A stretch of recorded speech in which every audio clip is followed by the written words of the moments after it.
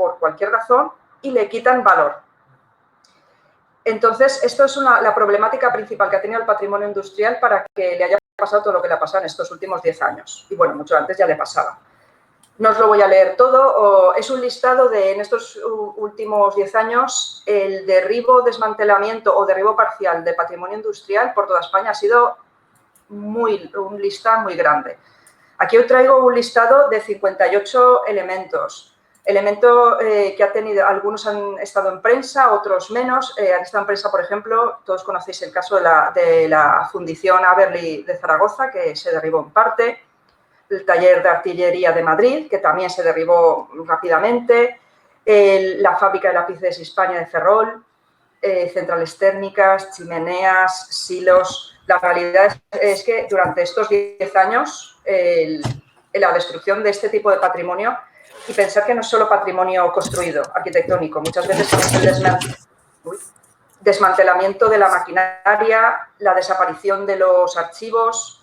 Es una destrucción total y en muchos casos, además de la destrucción, es que encima no se realizaba un inventario ni un estudio previo, por lo menos para tener la documentación. Estos son 58 ejemplos, pero la realidad es que hay muchos más. Las imágenes son lamentables. Además de todo el patrimonio que se ha derribado, también en el blog voy recibiendo muchas noticias tanto de prensa como de asociaciones, agrupaciones, vecinos, que denuncian el caso de diferentes elementos que se encuentran en peligro. En España también tenemos muchísimos casos. Estos son unos pocos de los muchísimos que hay. Está el mercado de Legazpi de Madrid, la fábrica de gas de Oviedo, el Pantalán de Sagunto, que como se ha destruido en parte, consideran que es mejor derribarlo completo y volver a construirlo que restaurarlo. La estación del Grao de Valencia, las naves de Coc de Avilés, muchísimo patrimonio ferroviario. La verdad es que hay una gran lista de patrimonio industrial en peligro en estos momentos en España y que si no se hace algo, se están movilizando las asociaciones, pero si no se hace algo, lamentablemente seguiremos perdiendo. Y también he puesto, por ejemplo, un panel cerámico, este panel de propaganda. Estos paneles cerámicos también son un patrimonio muy importante por toda España y lo estamos también perdiendo. Como tengo poco tiempo, bueno, os traigo solo dos ejemplos, los digo brevemente, que es el caso de la central térmica Teruel de Andorra, que APUDEPA es una de las asociaciones que están peleando para defender que se mantenga, que se valore y que se proteja. Este es uno de los casos que también está apareciendo mucho en prensa. Esto es un ejemplo de lo que está pasando también en España. Se están derribando las centrales térmicas, se están desapareciendo. Y la verdad es que antes de que esto pasara... No estamos viendo cómo las páginas. Te has quedado en la primera, no vas dando a avanzar página. Ah, pues sí, le estoy dando a avanzar. ¿No, sí. ¿no lo veis? Queda muy pequeño, reducido. Queda a la izquierda y no vemos la... A ver, vamos a ver, un momentín. Estamos en la primera pantalla. A ver. Solo se ve la primera, sí. ¿Ahora qué veis? Ahora sí que va avanzando, ahora sí. Vale, pues entonces lo dejo sin abrir, o sea, vale.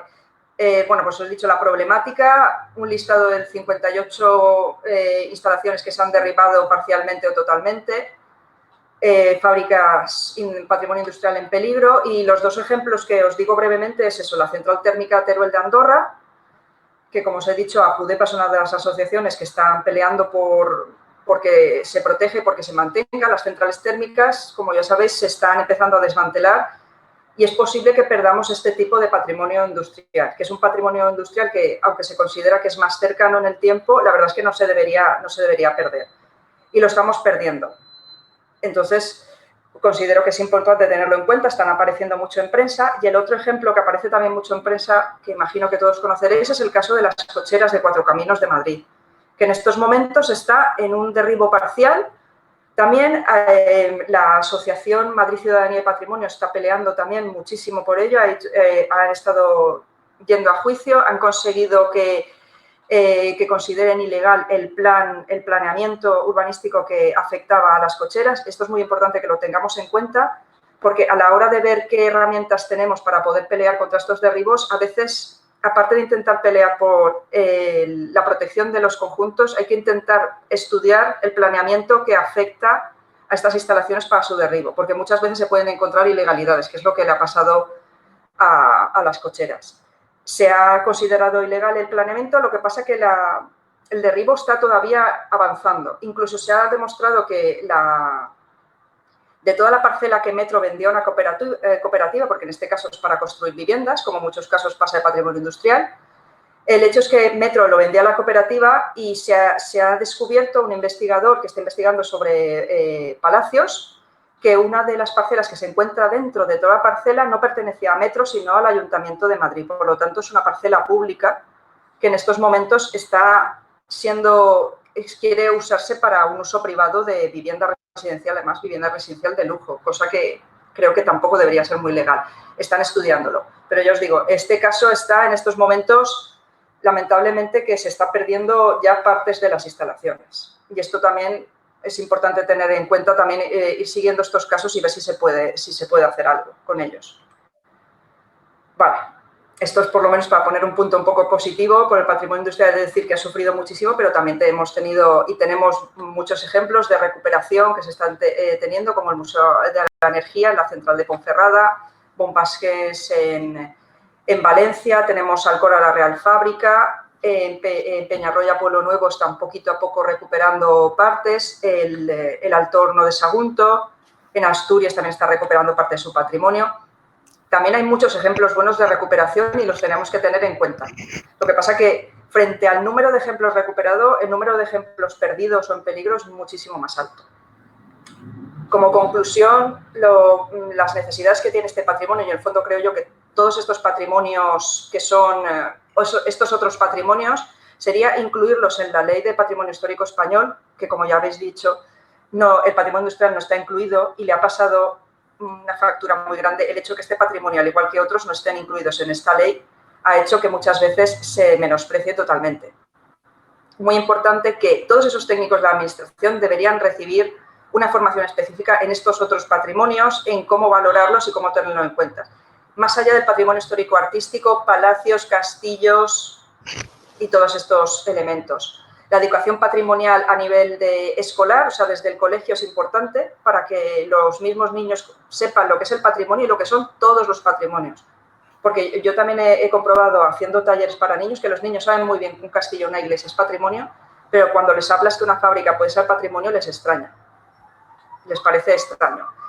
Y bueno, y para financiar la última conclusión, y eso me ha pasado a mí, a veces me llegan consultas al blog de propietarios o asociaciones, intentar ver cómo se podría plantear desde todas estas agrupaciones de asociaciones a favor del patrimonio un protocolo de actuación para cómo podría actuar estas asociaciones o agrupaciones o incluso propietarios para poder conseguir la protección o valoración o sencillamente que no lo derriben. Muchas gracias.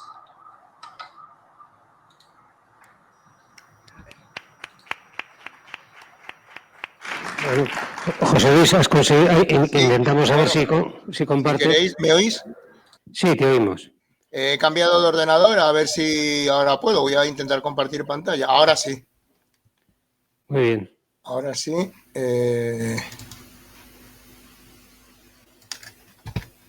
Vale. Vamos a ver.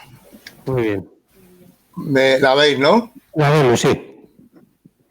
Vale.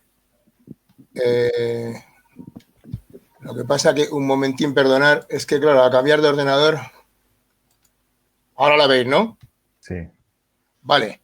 Bueno, pues perdonar por este fallo técnico. Es la primera vez que me pasa y utilizo mucho el otro ordenador. No sé qué ha pasado. No tengo cámara en este, pero si me oís bien, pues es suficiente. Bueno, pues como os decía... ¿Me oís, verdad? ¿Me oís? Sí. Vale, de acuerdo. Bueno, pues como os decía, muchas gracias a los organizadores y a todos los asistentes.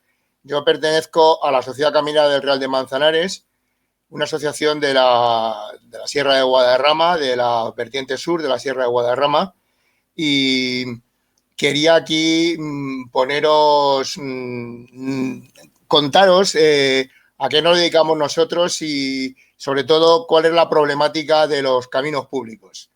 Como todos muy bien conoceréis, en Faro, en el 2005, se definió patrimonio cultural con una definición que a mí me gusta mucho, pero me gusta remarcar que abarca el patrimonio cultural todos los aspectos del entorno, resultantes de la interacción entre las personas y los lugares a lo largo del tiempo. Entonces, eso para nosotros es muy importante, porque al entorno, fundamentalmente en las zonas rurales, se accede por caminos.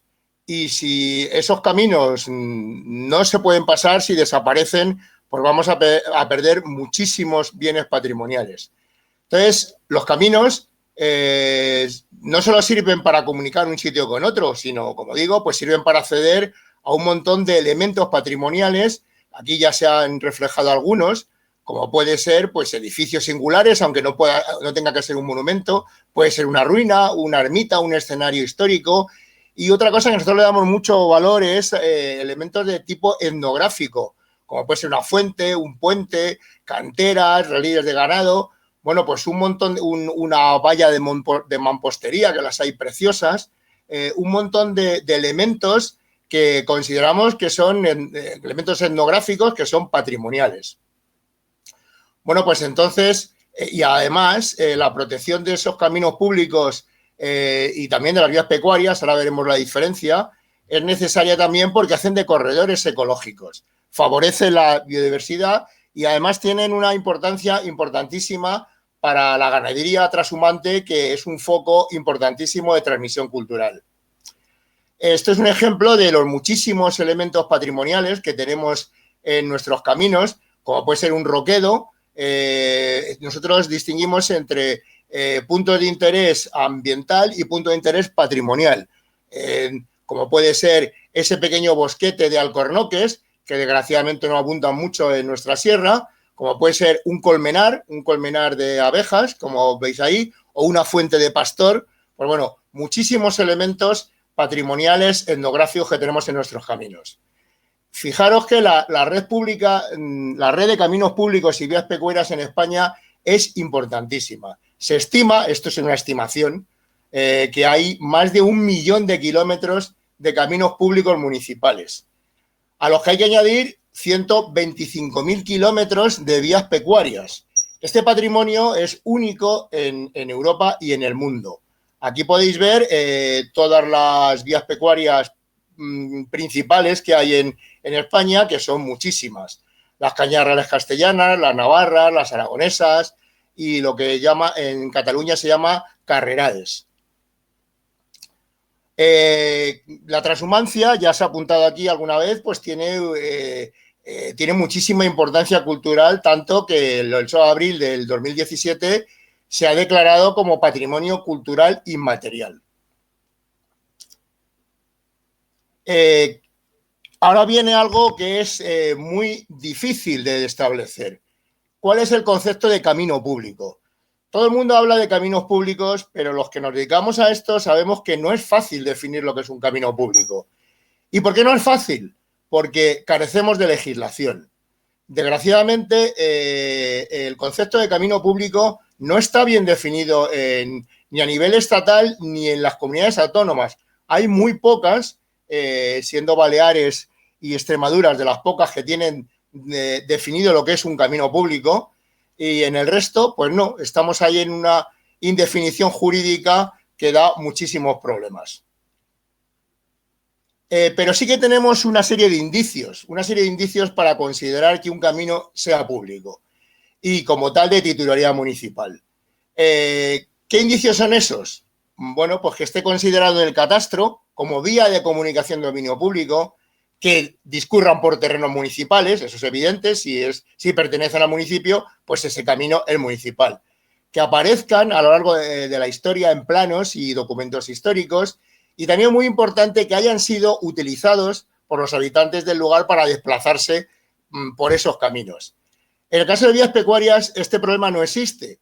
Existen otros, pero el saber si un camino es vía pecuaria o no es muy fácil, porque las comunidades autónomas que tienen transferida la competencia en vías pecuarias, pues hay un plano de vías pecuarias en cada comunidad autónoma y está clarísimo cuáles son y cuáles no. Otra cosa son los problemas que plantean, que luego hablaré un poco de ellos.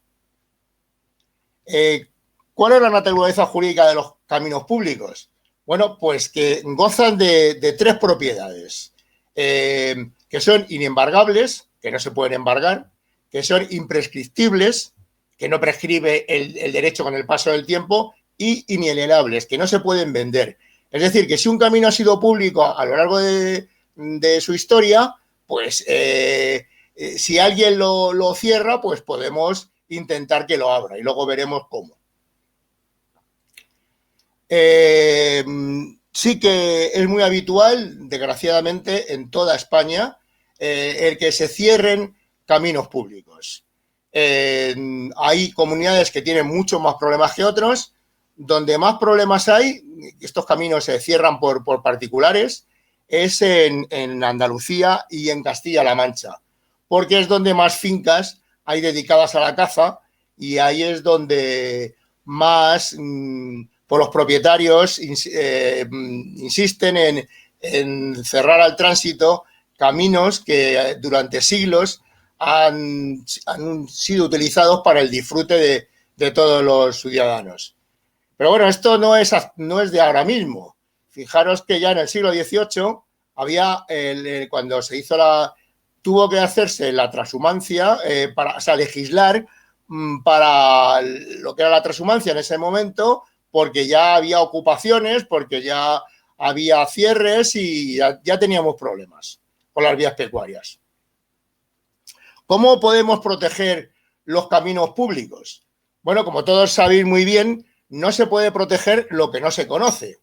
Entonces, ¿qué forma hay de conocer que un camino sea público y que un municipio tenga caminos, sepa los caminos públicos que tiene? Pues haciendo, en vuestro caso, la mayor parte de aquí, habláis de catálogos, pues nosotros también creemos que hace falta hacer un inventario municipal de caminos públicos. Pero no solamente es que lo creamos nosotros, sino que hay diferentes leyes que obligan a los ayuntamientos a hacer estos inventarios. En la Comunidad de Madrid, pues en el 2013, pues ya se obligaba a hacer catálogos de bienes y espacios protegidos y ahí nosotros consideramos que se deben incluir los caminos porque forma parte del patrimonio histórico de un municipio. Bueno, pues esto salió la ley en 2013 y en Madrid, pues que tenemos 179 municipios, pues creemos, esto no es un dato seguro porque es muy difícil de contrastar, pero creemos que no llega ni a la decena los que han elaborado inventario de caminos públicos. Pero no solamente esto con ser grave, es que hay algunos municipios que elaboran el catálogo de caminos públicos. No les parece muy adecuado lo que los que nos dedicamos a esto hemos deducido con nuestro estudio. Esto es un estudio muy detallado y lo guardan en un cajón. Entonces, hay casos de varios ayuntamientos que tienen el inventario de caminos guardado en un cajón con el agravante de que hay, cuando pasan de una corporación a otra, hay corporaciones que ocultan que se ha hecho ese inventario de caminos. Es tremendo. El inventario de caminos no tiene un reconocimiento específico en la normativa patrimonial. Es solamente un registro administrativo. Entonces, como ya os he comentado, el determinar que un camino sea público o no es muy difícil, es una tarea compleja. Entonces, cuando se hace un inventario puede haber alguien que no esté de acuerdo y esa persona puede hacer una alegación. El ayuntamiento la puede reconocer o no y si no hay un acuerdo, pues hay que ir a juicios. Y ahora luego os hablaré de qué ocurre en este tipo de juicios. Para ponernos un ejemplo, el inventario de Galapagar, un pueblo de Madrid, pues deducimos que había 37 caminos municipales. Bueno, pues de esos 37 caminos municipales, 17 tenían problemas. Problemas son que están cerrados. Entonces, caminos tan interesantes porque comunicaban con un molino que hay en el río Guadarrama, que se llama el Molino de Juan, o con la presa del Gasco, que tiene una importancia patrimonial muy importante. Otro ejemplo puede ser la Colada de las Latas, que es una vía pecuaria que está cerrada y por un particular, y ahora os hablaré dentro de poco, perdón, en otro momento del problema específico de esta vía pecuaria. Quiero decir que hay muchísimos problemas, hay muchísimos caminos cerrados en toda España. Fijaros también, para poner un ejemplo, que en Galapagar pues reconocimos 18 puntos de interés ambiental y 32 puntos de interés patrimonial. Claro, si nos cierran el camino, pues no podemos acceder a estos puntos, a estos elementos de interés tan interesantes. En la sociedad caminera, pues intentamos luchar contra estos problemas. Entonces, pues eso, nuestro principal objetivo es la defensa de los caminos públicos municipales y de las vías pecuarias. También hacemos una labor divulgativa, hacemos rutas. He puesto aquí unas fotos de la última ruta que hicimos, de la convocatoria de la última ruta, añorando estas rutas porque, desgraciadamente, por el tema de la pandemia, pues las hemos tenido que suspender. Pero bueno, ya queda poco y volveremos. Como os decía, el conseguir que un camino esté cerrado, se abra, es muy difícil, es muy complicado y es una lucha de muchos años. Bueno, pues mirad, aquí os quiero dos ejemplos. En 1991 ya se organizaban marchas en la Colada de las Latas porque el propietario lo había cerrado. Esto es una vía pecuaria que un juez ha dictaminado que es vía pecuaria y que tiene que abrirlo el propietario. Bueno, pues sigue sin abrirse. La Comunidad de Madrid la ha instado a que lo abra, el Ayuntamiento de Galapagar también. Todos los años o casi todos los años se organizan marchas reivindicativas y sigue sin abrirse, porque parece ser que el juez ha dictado sentencia, pero no la ejecución de la sentencia. Y bueno, pues es así de triste y la realidad es que la Colada de las Latas, en un tramo en el término municipal de Galapagar, está cerrada. Y es una colada importantísima para comunicar varios pueblos y que para ahí pudiera ir las ovejas, bueno, el ganado trashumante. En el año... José Luis, disculpa. ¿Perdón? Disculpa, José Luis, te da 2 minutitos más, ¿vale? ¿Perdón? 2 minutos más. Ah, de acuerdo, gracias, es que se oigo mal. Perdona, vale, bueno, ya muy rápido. Bueno, pues otro ejemplo, pero en este caso con final, o por lo menos por un momento feliz, es el camino de la Isabela o del Pardillo, que está aquí entre Torrelodones y Villanueva del Pardillo, que llevamos en Camineros mucho tiempo, desde el 2015 y antes, y bueno, pues mucho tiempo detrás de que se abra, pues afortunadamente la semana pasada, después de varias sentencias de abrir, de cerrar, bueno, pues al final se ha abierto y es un motivo de satisfacción. De vez en cuando, pues se consigue algo. También, bueno, pues todo esto lleva un proceso que a los ayuntamientos les instamos, les mandamos todo tipo de... les presionamos para que abran los caminos públicos. Mañana mismo, os lo he querido poner aquí, pues hay una marcha para reivindicar que en Robledo de Chavela, que hay muchísimos caminos cerrados también, pues el ayuntamiento consiga que eso se abra. La Camineros está también dentro de una asociación de asociaciones defensoras de los caminos que se llama la Plataforma Ibérica por los Caminos Públicos, que también ahí se organizan jornadas. La última que se hizo fue en el año 2019 en Toledo, donde nos reunimos asociaciones de toda España y, bueno, pues nos contamos en nuestras actividades y qué podemos hacer para mejorar la defensa de los caminos públicos. Bueno, pues muchísimas gracias por vuestra atención y disculpar los problemas técnicos del principio.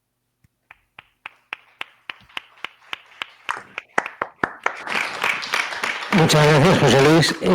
Ahora interviene Fernando Cortés, de la Asociación para la Restauración y Conservación de Vidrieras de España.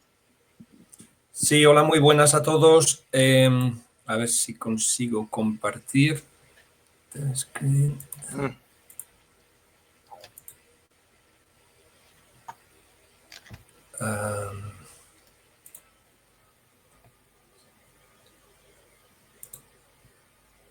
¿Estáis viendo el PowerPoint o...?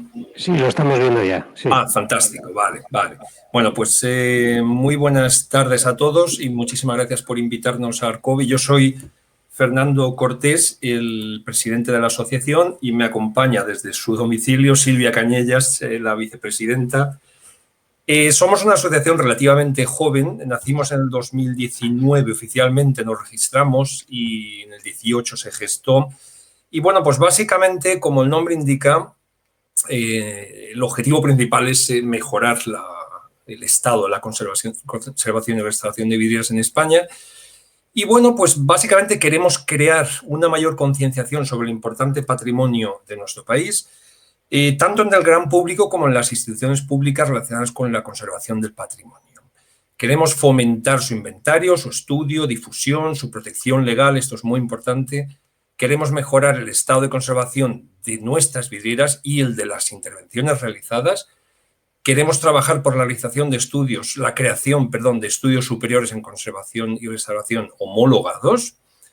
Y queremos lograr la protección de este oficio, el oficio del vidriero vitralista y el reconocimiento de estos profesionales, ¿no?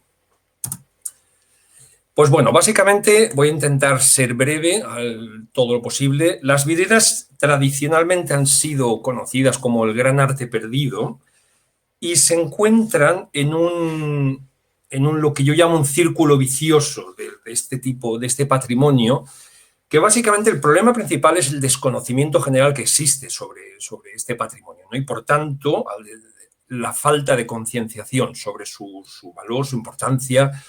El origen de esta situación se debe a una falta de difusión, eso es lo principal, de este patrimonio, tanto en museos como en exposiciones, a través de artículos, libros, clases, cursos, radio, televisión, etcétera, así como una falta, pues lógicamente, de publicaciones e inventarios. Luego entraremos en el tema de los inventarios, que es muy importante.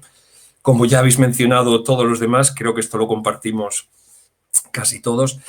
El motivo principal de estos problemas que he mencionado es la grave carencia de especialistas que existe en España, que a su vez puedan formar a otros nuevos especialistas, a estos nuevos estudiosos. Como consecuencia, existen muy pocos centros donde aprender este oficio y la técnica de la vidriera, ¿no? Y definitivamente ninguno donde estudiar su conservación y restauración. Este va a ser una de las luchas principales de ARCOVE, crear estudios superiores en este campo. Básicamente queremos también que las instituciones públicas, o pensamos que las instituciones públicas ignoran claramente este patrimonio y por lo tanto el gran público las desconoce. Este es el círculo vicioso donde volvemos al principio de esta situación. Sobre el tema de inventarios que comentaba antes, en general las vidrieras no aparecen en los registros del patrimonio cultural realizados por las diferentes administraciones públicas, ¿no? Sin estos inventarios no vamos a conseguir que las vidrieras tengan protección legal y sin esa protección legal su destino va a estar fuera de control. No podemos saber ni cómo se controlan, ni cómo se intervienen, En algunos inventarios, por ejemplo, las vidrieras son clasificadas como bienes muebles, mientras que en otros son bienes inmuebles. Esto denota básicamente el tremendo desconocimiento que existe sobre este soporte, ¿no? Esta especialidad. Y esto tiene que ver con el hecho de que estos inventarios no han sido realizados por expertos en la materia y, por tanto, la información existente no siempre va a ser fiable o representativa, ¿no? Por otro lado, también el difícil acceso que tienen a menudo las vidrieras, ya sean catedrales o en iglesias, o su presencia en edificios o espacios privados, a veces también pues, va a dificultar, lógicamente, su acceso, su intervención y su estudio. Uno de los temas principales de batalla de ARCOVE, como digo, va a ser la creación de estudios superiores en vidrieras en España, ¿no? En restauración. Actualmente no existe absolutamente nada y solo existen 2 o 3 centros en España con cursos donde poder estudiar el oficio del arte de la vidriera y tienden a desaparecer. Yo desde los años en que empecé en este tema, en la actualidad han desaparecido ya bastantes escuelas, o sea que es muy poco lo que queda donde se pueda aprender el oficio. La escasez y precariedad de los pocos estudios existentes tiene, pues, lógicamente, una consecuencia muy clara, que es que pone en evidencia la carencia de profesionales, ¿no?, preparados para afrontar su estudio, su conservación y su restauración. Otro tema que también compartimos, pues, con otras muchas asociaciones y otro tipo de patrimonios, pues, son los concursos públicos, ¿no?, de restauración. En el tema de las vidrieras son escasísimos las que salen a concurso, y es evidente que no han sido redactados por expertos en la materia, ni son supervisados. Una vez comienzan, no son supervisados por expertos en la materia. Los plazos de ejecución y las partidas económicas son muy poco realistas y se ven afectadas, como otros muchos bienes culturales, como he dicho, por las bajas temerarias, ¿no? En la documentación técnica suministrada, en los pliegos, a menudo el contenido referente a las vidrieras no tiene mucho sentido para los que trabajamos en este campo. Lo leemos y nos quedamos pensando, esto no lo ha redactado un vidriero o alguien que entienda de vidrieras, ¿no? Esto nos lleva, pues, lógicamente, al tema que ya hemos mencionado, que es la falta de personal técnico en las administraciones públicas, personal técnico que entienda de este tema. En España tenemos un patrimonio vidriero espectacular, uno de los mejores del mundo. España está, sin duda alguna, entre los 3 o 4 primeros países en la calidad y cantidad de sus vidrieras. Pero, sin embargo, no existen plantillas de personal experto, de técnicos que se ocupen de la protección del patrimonio. Luego también otro tema importante, por ejemplo, es la falta de ayudas a los propietarios para la conservación del patrimonio, ¿no? Desde la Administración existe poco apoyo a propietarios particulares para conservar el patrimonio del que disponen, que tienen. Esto perjudica, lógicamente, a su protección y dificulta, pues, las actuaciones que se pudieran llevar o que se deberían llevar a cabo, ¿no? Tristemente, y esto sucede a menudo, cuando el problema ha llegado a ser grave, de verdad, pues las vidrieras son directamente reemplazadas por acristalamientos modernos más eficaces. Bueno, pues para ir terminando, básicamente una serie de conclusiones. Uno, necesitamos inventariar, hay muy poquito inventariado hasta la fecha en España, ¿no? En Cataluña hay bastante, pero en el resto de España hay muy poco. Y esto es necesario que insistamos, es importantísimo. Si no sabemos lo que tenemos, no podemos protegerlo, ni estudiarlo, ni difundirlo. Necesitamos más inversión y más personal en la administración pública, expertos en patrimonio vidriero, y que se formen, que sepan de lo que están hablando.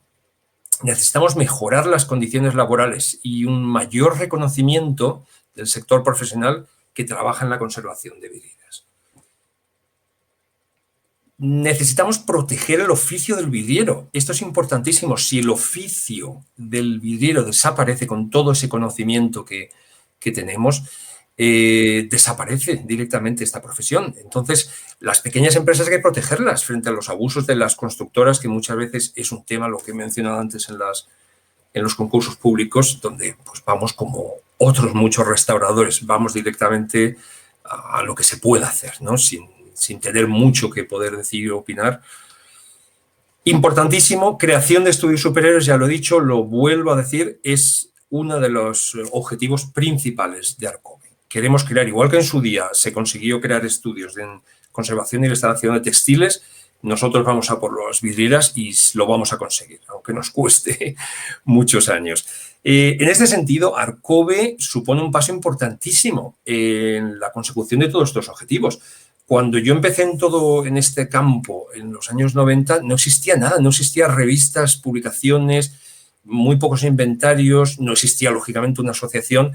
Estamos logrando poquito a poco, en el año y medio, 2 años de vida que llevamos, estamos logrando avanzar muchísimo en muchos sentidos, en contactos con la administración, hemos creado una revista, tenemos 4 equipos de trabajo, una vez al mes hacemos charlas, tenemos un canal de YouTube, en fin, que hemos conseguido muchísimo y ese es el camino que vamos a seguir. Pues no me extiendo más, que sé que vamos cortos de tiempo. Y muchísimas gracias de verdad por habernos invitado, por vuestra atención. Gracias a SOS Monuments y a PUDEPA, por supuesto, por haber contado con nosotros. Y si alguien quiere saber algo más de qué va ARCOVE, de esta asociación sobre las viviendas, pues ahí tenéis la página web. O, por ejemplo, estamos también muy presentes en redes sociales, por si alguien quiere saber un poquito más sobre este tema, ¿eh? Muchísimas gracias a todos.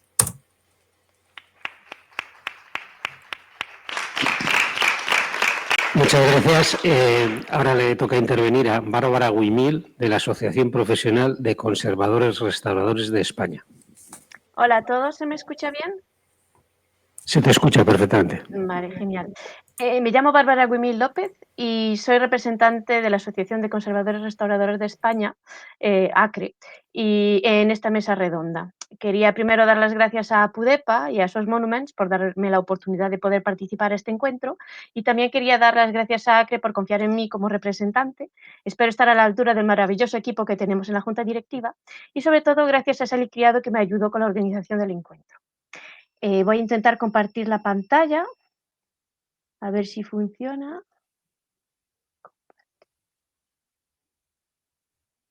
Toda la pantalla, sí. Y ¿se ve bien? Sí, sí. Bien. Entonces, en esta mesa, en esta mesa redonda comentaré las problemáticas en torno a la conservación del patrimonio desde el punto de vista de nuestra asociación ACRE. Por si alguien no conoce una ACRE, cosa que dudo, pero bueno, nunca se sabe, os hago un breve resumen. ACRE es una asociación de profesionales titulados en conservación-restauración de bienes culturales, de ámbito estatal. Esta foto es un granito de arena porque somos unos 300 por toda España y también tenemos socios en otros países como Inglaterra o Suiza. En septiembre cumplimos ya los 10 años de existencia y el motor de su creación siempre ha sido la regulación profesional. Para conseguirlo, es necesario que se establezcan unas competencias claras, definidas y exclusivas para los conservadores restauradores. Llevamos 10 años en ello y seguiremos hasta lograr un reconocimiento por las autoridades competentes por nuestra profesión. Porque un reconocimiento de los conservadores restauradores y de las titulaciones oficiales permitiría evitar intervenciones desastrosas como repintes de tallas de varios siglos, con pintura industrial, limpiezas de monumentos BIC con Karcher, o que señoras mayores que les encanta pintar desfiguren a una pintura mural. Así, para poder conservar nuestro patrimonio de las intervenciones desastrosas y del intrusismo laboral, es necesario ya la homologación de nuestra profesión. Desde ACRE existen 8 programas que fueron apareciendo según las necesidades de la asociación, y cada programa funciona hoy en día gracias a socios voluntarios que trabajan con mucha motivación y ganas de defender la profesión y el patrimonio. Desde 2020 coordino el programa 6, llamado Defensa y Promoción del Patrimonio Cultural. La parte defensa se centra en los casos de maltratos patrimoniales. Desde ACRE recibimos muchas veces por las redes sociales noticias de desastres patrimoniales, como destrucciones de dólmenes por empresas de mantenimiento de montes, jóvenes que pintan con grafitis murallas BIC, escultores que transforman por completo tallas del siglo XVII para darles un retoque moderno para, por ejemplo, la Semana Santa, ¿no? Y también detectoristas que destrozan zonas potencialmente arqueológicas y largo etcétera de todo lo que puede pasar por España. Son casos que llegan continuamente a P6 y después de investigarlos para comprobar lo que realmente pasó, intervenimos si necesario. ¿De qué manera intervenimos? Pues redactamos cartas a las autoridades competentes, que sean alcaldes, concejales de cultura, diócesis, curas de parroquias, museos. Cualquier autoridad que debería estar al corriente del desastre, intentamos contactar con ellos a través de las cartas. Les explicamos en esas cartas que deberían contratar solamente las titulaciones siguientes. Diplomaturas de las Escuelas Superiores de Conservación-Restauración de Bienes Culturales, licenciaturas en Bellas Artes con especialidad en Conservación-Restauración de Bienes Culturales, licenciatura en Bellas Artes con itinerario circular en Conservación-Restauración de Bienes Culturales. Estas 3 están extintas, pero conservan derechos académicos y profesionales plenos. Titulación superior en conservación-restauración de bienes culturales y grado universitario en conservación-restauración. Y el que no tenga una de estas titulaciones no debería realizar ninguna intervención con bienes culturales. ACRE insiste en sus cartas que si el propietario de bienes culturales tiene preguntas sobre la conservación-restauración de lo que le pertenece, que no dude en contactarnos si necesitan asesoramiento. Y hoy también insisto, ahora que estamos aquí hablando, si alguien me está escuchando y tiene dudas sobre la conservación de un bien cultural, que no piense dos veces y entre en contacto con ACRE, porque preferimos ayudar y asesorar antes de que ocurran daños irreversibles. Es necesario que la gente no vea a los conservadores restauradores como una amenaza, ¿no? Sino como un apoyo en el que se puede contar para la conservación a largo plazo de los bienes culturales. En ACRE colaboramos mucho entre programas, como por ejemplo la defensa de la profesión y la comunicación, que son P7 y P8. Con P7 colaboramos cuando hay malas praxis, sobre todo en bienes culturales, y con P8 para la difusión de ciertos casos para que la gente esté al corriente. Esa colaboración es fundamental porque es parte de la dinámica de la asociación. Se podría comparar cada programa a engranajes que ayudan al motor a darle impulso, ¿no? Sin ellos no podríamos realizar ni la mitad de lo que estamos haciendo ahora. La difusión por las redes sociales y los medios de comunicación como los periódicos, la radio o la televisión son indispensables hoy en día para comunicar con facilidad nuestras acciones y para defender nuestra profesión y el patrimonio. Cuanta más gente al corriente de que existimos y de que el patrimonio está en peligro, sea cual sea, no importa qué patrimonio, cuanta más gente está al corriente, mejor, porque una sociedad consciente de lo que tiene es una sociedad que procurará proteger su patrimonio. Y a veces cuando los casos se ponen virales, hasta se puede hacer presión a las autoridades, porque muchas veces las autoridades no nos escuchan y dejan las cosas en silencio. Pero cuando las cosas se ponen virales y que la gente reacciona y que hasta los periódicos y los periodistas, entrevistan a la asociación, pues a veces conseguimos que las cosas avancen.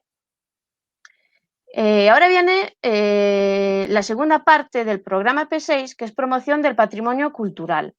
Lo que podéis ver en estos cuadros son el fruto del trabajo de difusión y promoción de las anteriores coordinadoras, a través de diferentes proyectos y eventos como, por ejemplo, en la izquierda, la creación de la Week CR, que es una semana en las redes sociales en la que cada día se habla sobre un tema de conservación-restauración de bienes culturales.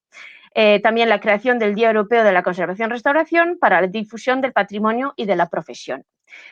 También se hace carteles de difusión de malas praxis, también colaboramos con el programa P8 con eso, pero también de felicitaciones cuando el trabajo está bien hecho, porque no es solo decir, está muy mal esto, también hay que felicitar las obras bien hechas para decir, esto es un ejemplo que hay que seguir. Y como podéis leer ahí en el cartelito, es preciso, no podemos tolerar más atentados al patrimonio cultural. Aquí es una escultura de la fachada de la Catedral de Santiago. Y es preciso sanciones ejemplarizantes y educación en patrimonio. Y hablando de educación de patrimonio, es lo que hicieron también mis antecesoras, que es creación de proyectos en educación patrimonial, que sea Erasmus Plus, con estudiantes que viajan al extranjero para aprender la restauración en otras escuelas, o también Proyecto Lazos, que es educación patrimonial para el profesorado de conservación-restauración. La creación también del SIG Blanco, que es un programa que recopila todas las intervenciones realizadas en el patrimonio español para compartir con todos las informaciones y el trabajo realizado por mis colegas. A ver, espero llegar al nivel de mis antecesoras porque acabo de llegar y el nivel está muy alto, pero no dudéis que en ningún instante trabajaremos duro para conseguir el objetivo de difusión también. Por último, aquí os dejo el resumen de lo que podría ser soluciones para la conservación del patrimonio. En primer lugar, la regulación profesional. no solamente de los conservadores restauradores, sino de todas las profesiones que tienen que ver con el patrimonio cultural. Al tener unos criterios fijos y unas titulaciones aceptadas por las autoridades competentes, ya no habrá intrusismo laboral y tendremos menos posibilidades de tener los bienes culturales en contacto con personas que no entienden su importancia y daños irreversibles en consecuencia. En segundo lugar, la educación patrimonial, a través de talleres, cursos de sensibilización patrimonial en las escuelas, rutas de senderismo con informaciones sobre el patrimonio de la región, visitas guiadas de obras en restauración y un largo etcétera. Porque lo más importante es sensibilizar todas las generaciones de que sea del pueblo, del barrio, de la ciudad, de todas partes, ¿no? Sobre la importancia de nuestro patrimonio, y cuanto más la gente sabe de sus raíces, más va a querer cuidarlas e impedir que se dañen. Y en tercer lugar, la difusión. Difusión de las cosas bien hechas, para que sea un ejemplo. Difusión de las cosas mal hechas, para no volver a repetirlo. Y difusión de la existencia de nuestra profesión, para que todo el mundo la conozca y que la gente sepa que siempre estaremos donde lo necesite el patrimonio. Y perdón si he tardado mucho. Muchas gracias.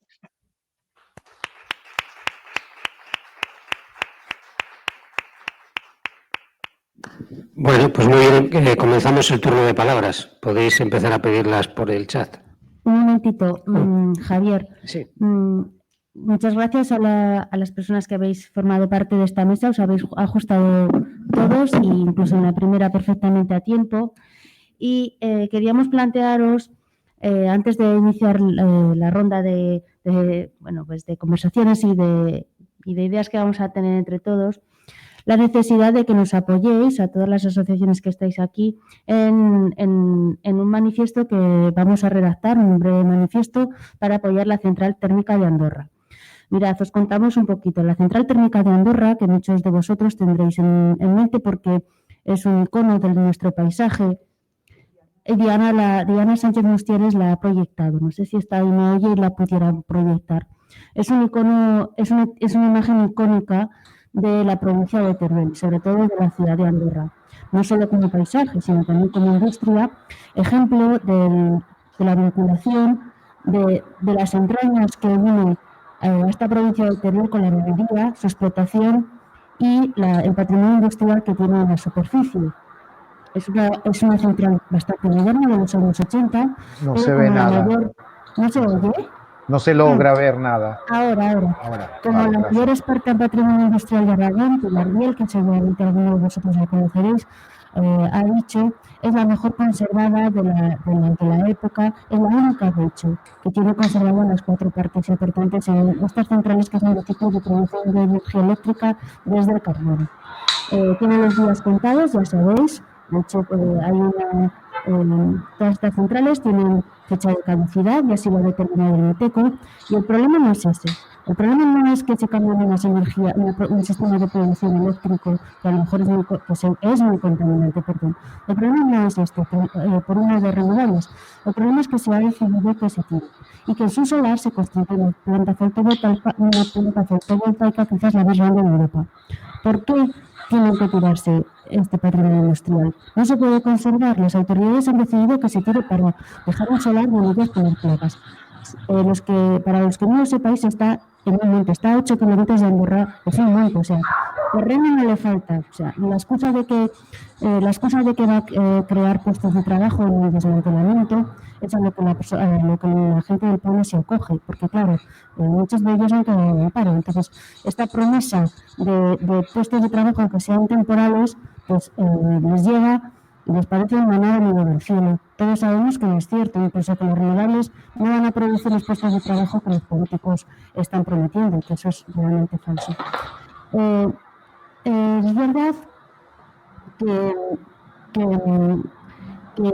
desde la sociedad aragonesa, representada en varias asociaciones, entre ellas una ronda de vecinos aragoneses y también la Cudeta, otras algún partido político, otras asociaciones también no son vinculadas con el ambiente. Veíamos la necesidad de solicitar una catalogación, al menos que formase parte del inventario del censo de bienes de nuestra comunidad autónoma. En este sentido, se solicitó en marzo de 2019 su catalogación a la Dirección General de Patrimonio, que, como ya hemos visto, ha tenido a bien no contestarnos y dejar el silencio administrativo por respuesta. En principio, hasta que, claro, el INAGA, que es el órgano de medio ambiente del Gobierno de Aragón, ha dicho que se cesaba la actividad y que se podía proceder a su devolución. Entonces tenemos que recordar, mientras un partido político, que sabemos que esto no existe, y a través de otras asociaciones, tenemos que recordarles que estará pendiente decir si se catalogaba o no. Obviamente podéis imaginar cuánto tardaron en decir que se descatalogaba. Esta resolución de que no se catalogaba, perdón.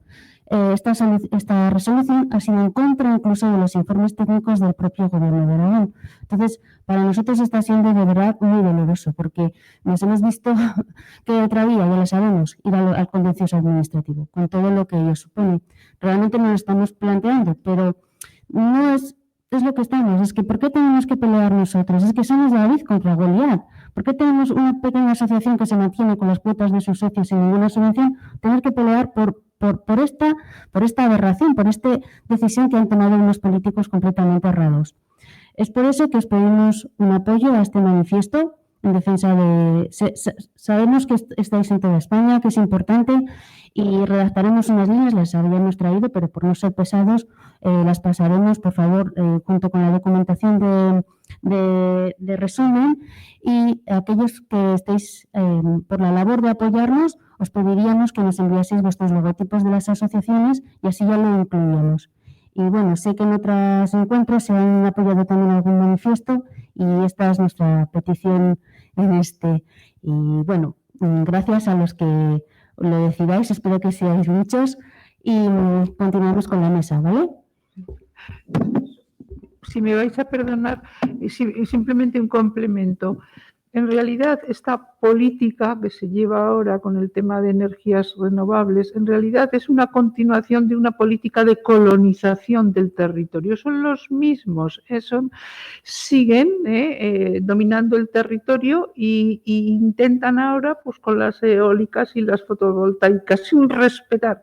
En estos momentos hay docenas y docenas de exposiciones públicas de estudios de impacto ambiental, que antes os decía que las asociaciones de patrimonio, pero es que a veces en un mismo proyecto salen 22 parques eólicos y hay que estar, o sea, es como una locura, es como si el paradigma de la ordenación del territorio te está cambiando hacia algo que, como decía un abogado medioambientalista, y con esto termino, no se hace como en Europa. Primero se estudia el territorio, primero se estudia. Vamos a ver, tenemos este territorio en España y se estudia desde distintos ámbitos, desde el ámbito local, desde el ámbito de la administración, profesionales, etc. Y se llegan a unas conclusiones.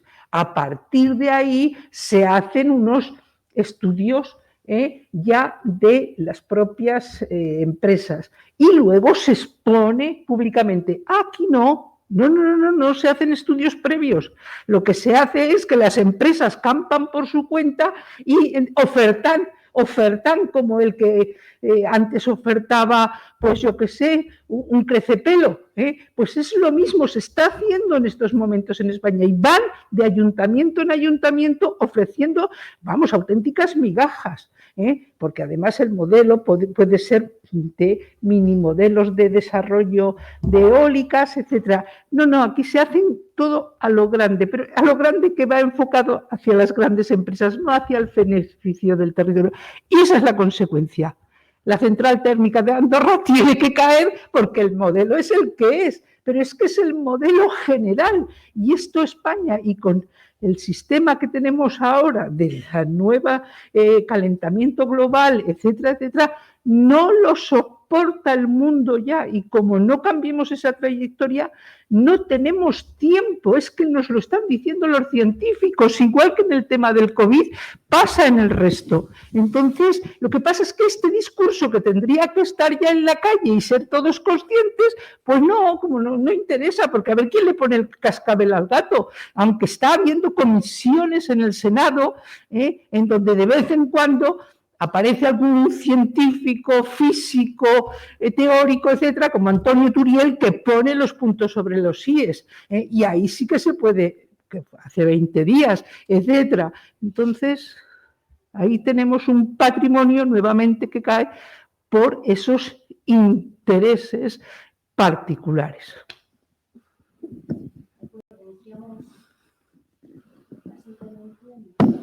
Bueno, pues iniciamos las intervenciones, cuando queráis ir pidiendo la palabra.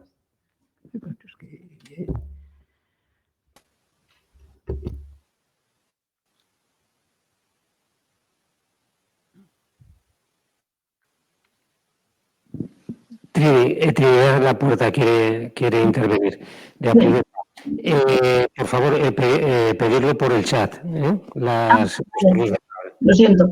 Bueno, nada, es una intervención cortita, por la parte de que las intervenciones han sido muy interesantes y eso da idea de la cantidad de trabajo que nos queda por delante. Quería hacer un comentario sobre la intervención de la Sociedad de Camineros. Me ha gustado mucho, ha sido muy sencilla, y añadir que los caminos, en general, son siempre una red de restos prehistóricos y de asentamientos. Y cerrar esos restos y las excavaciones arqueológicas y los asentamientos prehistóricos es un crimen a la población normal.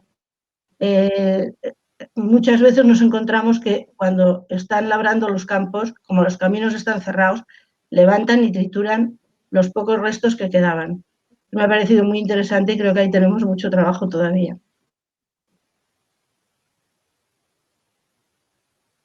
Pedro Montaguero. Pedro Montaguero puede intervenir. A ver, ¿qué hago él?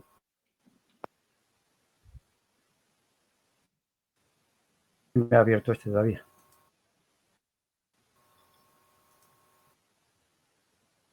Sí. Ya, ahora. Sí.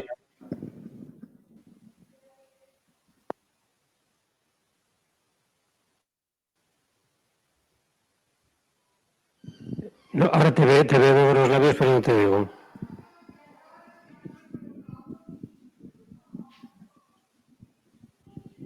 Pedro, no se te oye.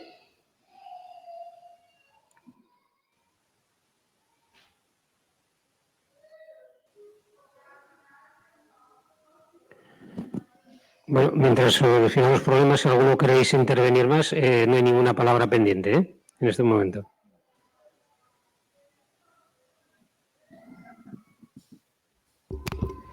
Sí, me vais. Así. Que me ha llamado mucho la atención en la comunicación sobre los caminos, efectivamente, esa sentencia que ha comentado sobre la colada de las latas, se dicta una sentencia, pero no se ejecuta. Pues es que, claro, así, ¿dónde vamos? O sea, pero ¿qué está ocurriendo? Si está ocurriendo aquí en Cueva Chávez, con el patrimonio arqueológico, con una cueva del Neolítico, una de las más importantes de España. Y su propietario, Victorino Alonso, que ha sido presidente del Metal en España,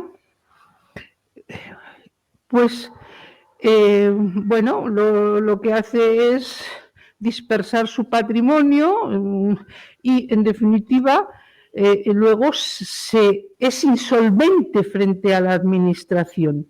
Tiene una sentencia de 25 millones a pagar, pero como manejan perfectamente, porque están orientados por los mejores abogados, etcétera, lo que hace en definitiva es hacerse insolvente. Pero es que además el juez le rebaja la pena y no entra en prisión.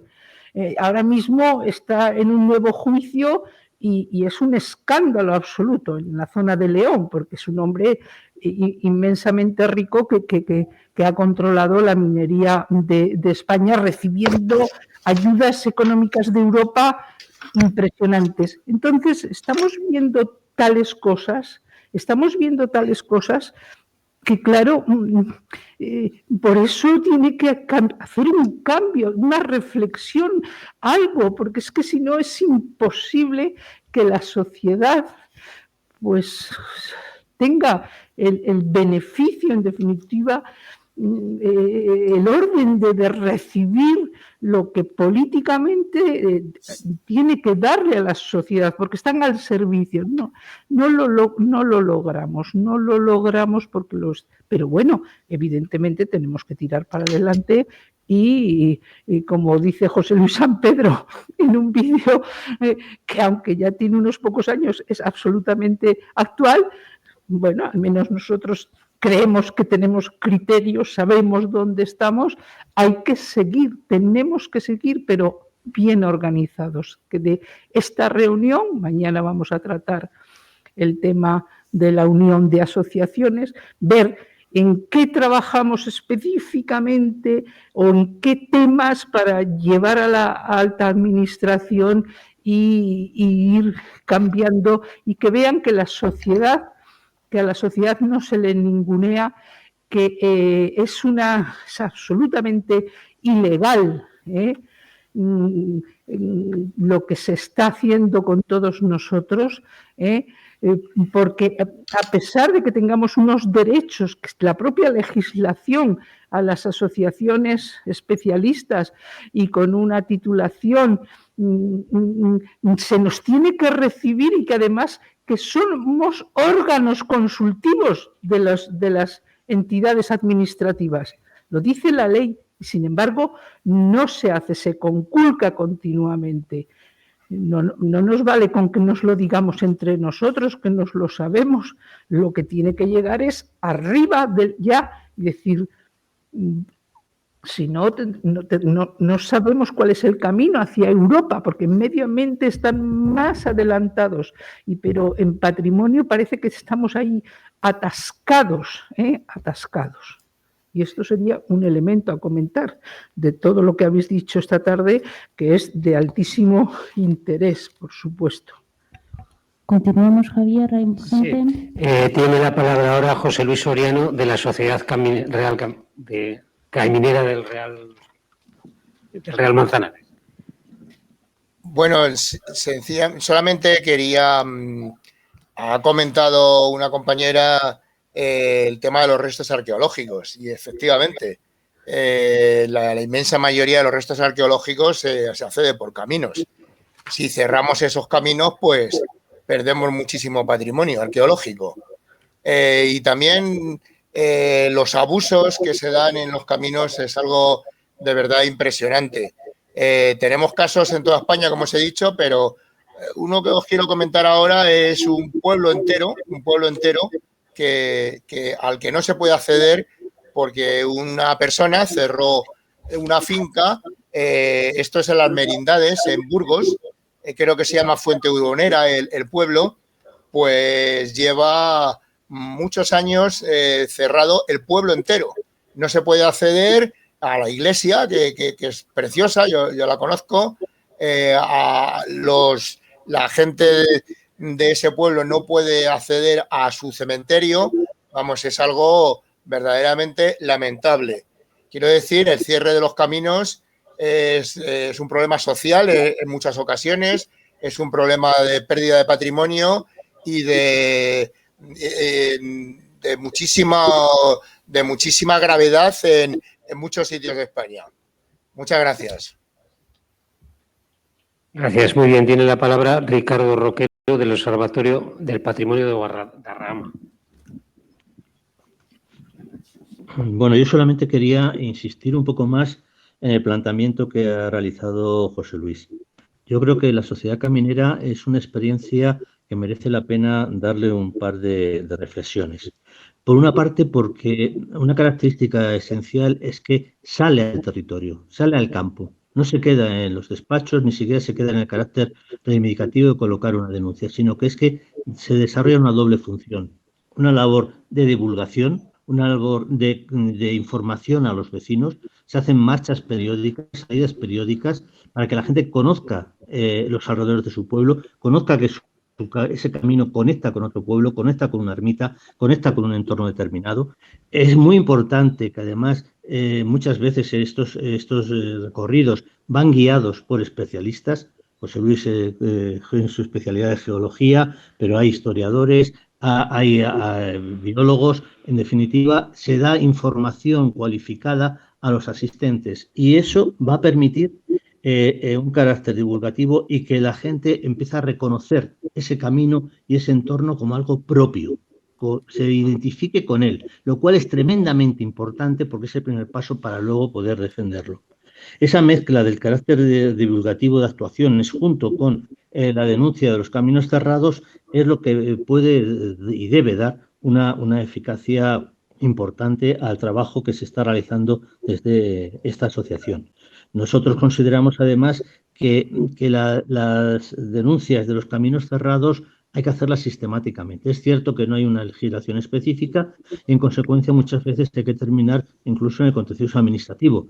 Pues hemos tenido que actuar incluso como testigos ante el Tribunal Contencioso Administrativo y descubrimos ahí que el testimonio del uso vecinal durante mucho tiempo es una prueba definitiva para muchos jueces. Es decir, sí que se considera que un camino que se puede mostrar que ha tenido un uso habitual por parte de los vecinos de un determinado pueblo, eso automáticamente, porque ese camino iba pues eso, a un molino, o iba a una ermita, o iba a otro pueblo, y era utilizado por los vecinos del pueblo, sirve muchas veces para definir jurídicamente no la titularidad, pero sí el uso público del camino. Y eso me parece que es fundamental. Y luego el otro tema también quería comentar que el tema de la central de Andorra. Yo, por casualidades de la vida, he trabajado en la empresa Endesa, en la eléctrica, y soy consciente de que la diferencia del tratamiento que tuvo el caso de Ponferrada con la térmica de Compostilla y el caso de Andorra viene en parte derivado de la presión social. Desde los sindicatos hasta la movilización social que se hizo en Ponferrada ayudó mucho a resolver y a salvar parte, por lo menos parte de ese patrimonio que existía en Compostilla. Y en Andorra creo que deberíamos todos comprometernos en defender ese patrimonio porque además es de lo último que queda de valor para Andorra, para esa población que si no va a quedar condenada a la desaparición a medio plazo. Nada más. Muy bien, muchas gracias. Toca intervenir a Ricardo Vergara de SOS Monument. Hola, agradecido por todo esto y por los tiempos rápidos que corren, ¿no? Porque el aceleramiento que llevamos... A ver, yo estuve en Madrid como presidente de SOS, Madrid 2018, y estuvimos también en Pamplona, SOS Monuments 2017. Ahí hablamos, recuerdo, de la prensa escrita y de la prensa. Había inclusive en Pamplona un periodista. Yo cogería como 4 premisas en todo lo que hemos dicho esta tarde. Presencia de los medios, tenemos que viralizar, como dijo otra compañera o compañero, tenemos que viralizar estas cosas. Segundo, presencia en la alta administración, que lo recomendó Belén. Yo creo que tenemos que ir y presentarnos a altas instancias de gobierno. O sea, dentro de 20 años seremos el país más seco del mundo, dicen estadísticas que corren por las redes. La otra, la educación en la escuela, desde la escuela, sí o sí. Y la otra, que siempre padecemos, tener seguidores, porque todos estamos cumpliendo 25 años y qué va a pasar para más adelante. Entonces, yo diría unir estas 4 eslabones para poder funcionar y seguir funcionando. Buenas tardes. Bueno, no, así, Pedro Montarello. A ver, ¿se me oye ahora? Sí, ahora se te oye. Sí. Ahora sí. Bueno, había empezado expresando el agradecimiento y reconocimiento a los que habéis intervenido esta tarde por el alto nivel y la información tan interesante que nos habéis dado. Quería hacer una acotación, fundamentalmente algo de la mesa anterior, sobre todo intervenciones en las que se ha insistido con bastante frecuencia en el asunto de poner en valor el patrimonio. Sinceramente, yo cuando se emplea esa expresión no sé exactamente qué es lo que se quiere decir y de alguna forma me he hecho un poco a temblar cuando parece relacionarse con gestión rentable.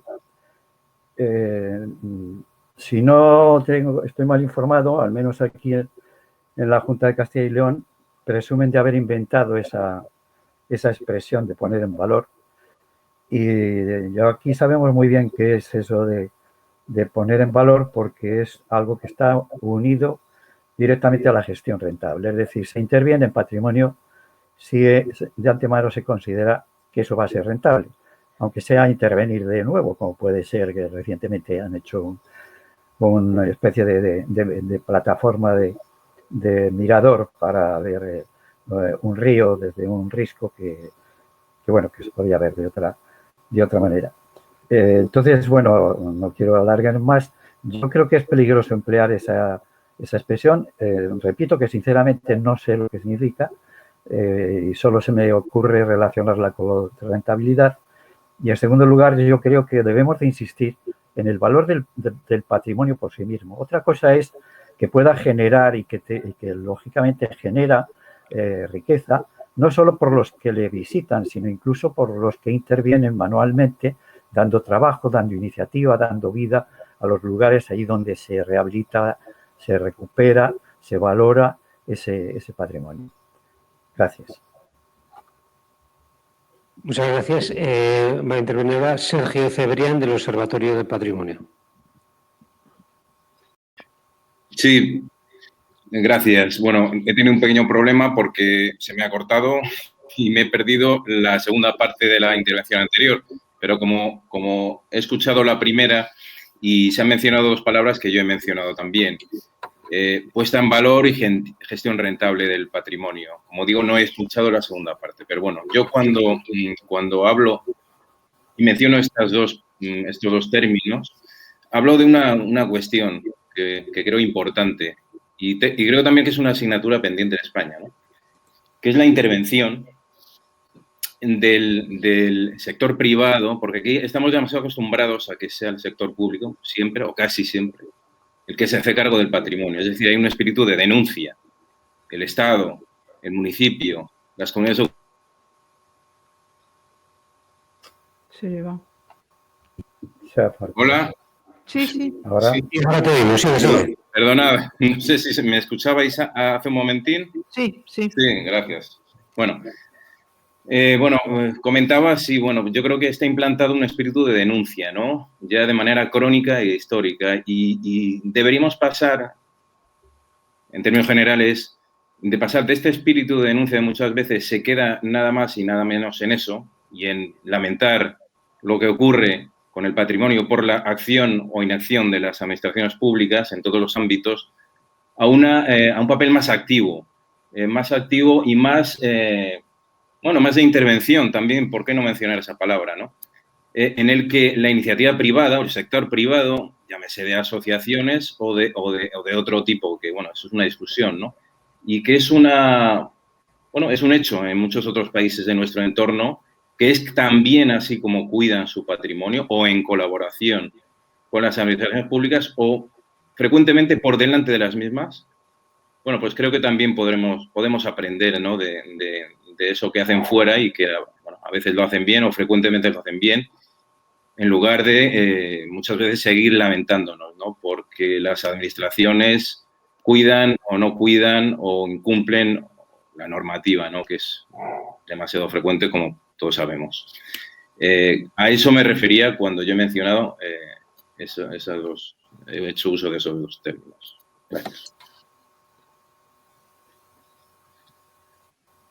Tiene la palabra el Observatorio de la Sierra de Guadarrama.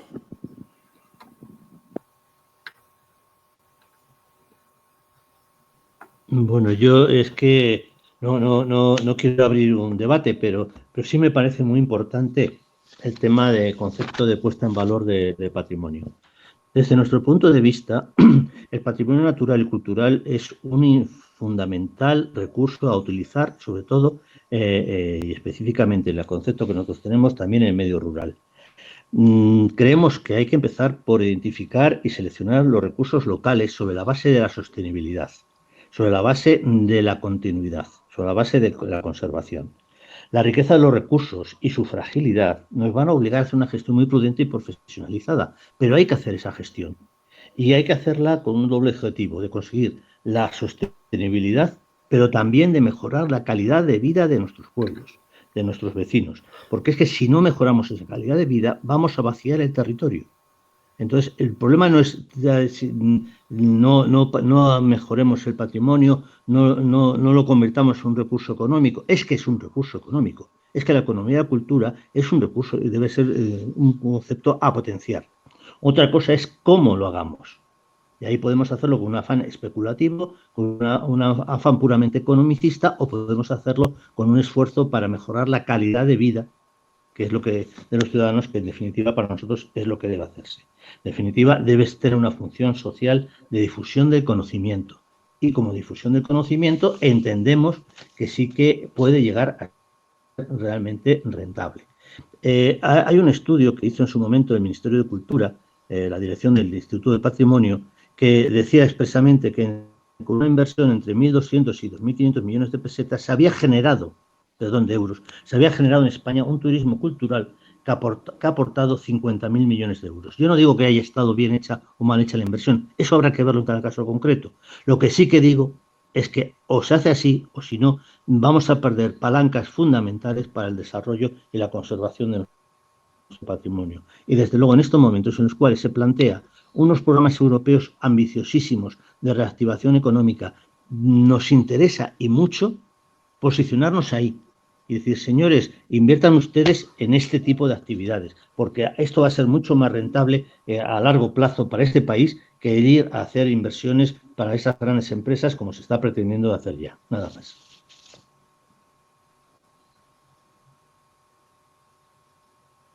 Bueno, pues no hay más palabras pedidas.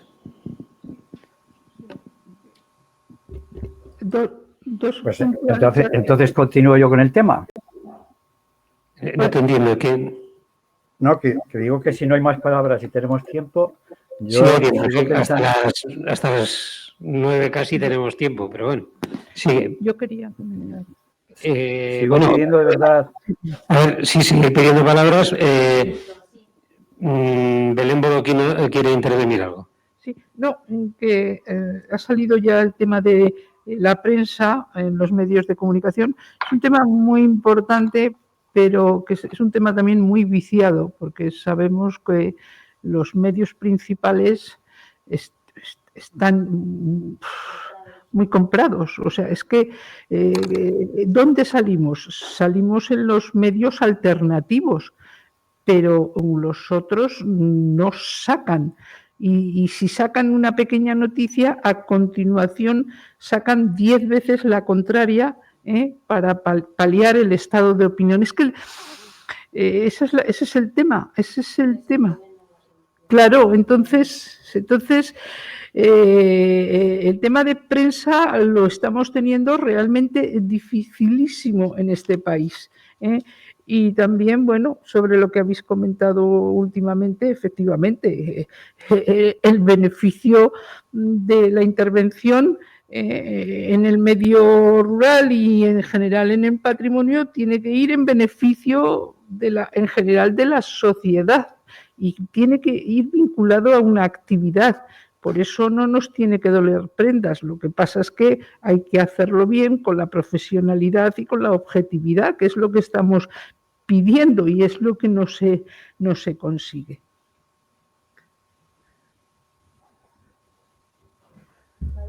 A intervenir Maricruz de Sos Monument.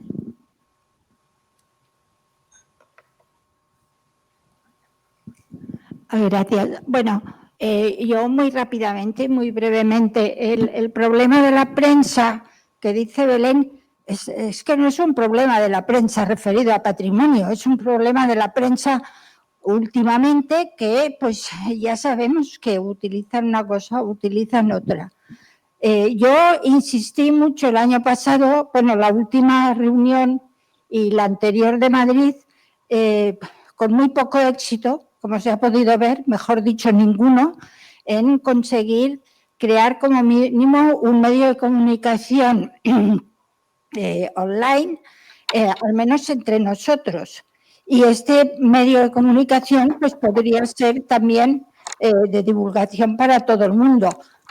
Si no tenemos un país que nos haga caso, no tenemos la vanguardia que nos haga caso, pues creemos nosotros este medio de comunicación. tampoco me parece que sea tan caro. Ahora bien, hay que tener a alguien que quiera hacerlo. Yo la verdad es que no sé y esta es una de las razones por las que no hago. Y en cuanto al tema, bueno, yo estoy un poco de acuerdo con Pedro Montarello. La verdad es que, por lo menos nuestra experiencia en Cataluña, es que cada vez que nos dicen que van a poner una cosa en valor, bueno, pues sí, se preocupan mucho del monumento, nos lo transforman, sale un arquitecto estrella, nos pone allí unas cuantas cosas de hierro, 27 cosas de cristales, nos abre una gran vidriera por esto de adentro y fuera, el que sea diáfano y todo lo demás, y cuando acaba dices, ¿y dónde está el monumento?